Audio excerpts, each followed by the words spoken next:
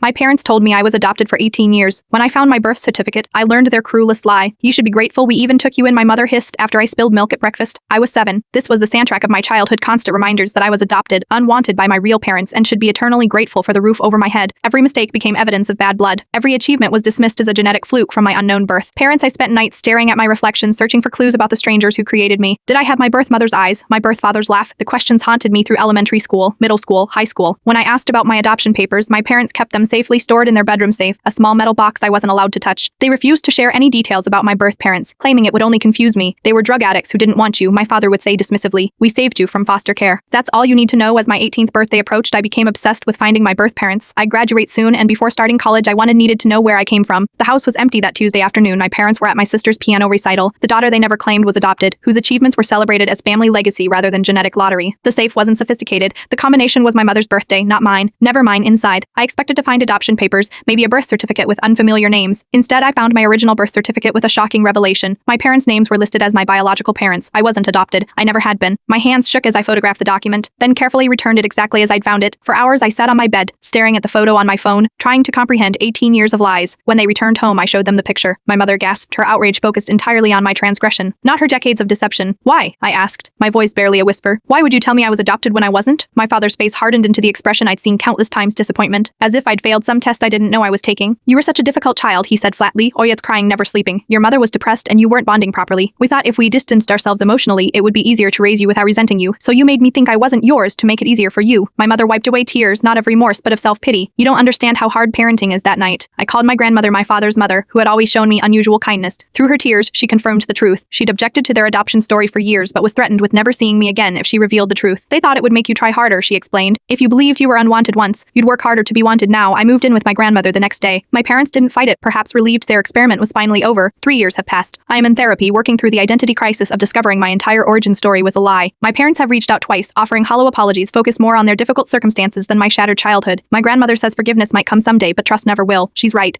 Some lies aren't just words, they become the foundation upon which you build your entire sense of self. When that foundation crumbles, you don't just forgive the architects who deliberately built on sand, you find solid ground elsewhere and start rebuilding.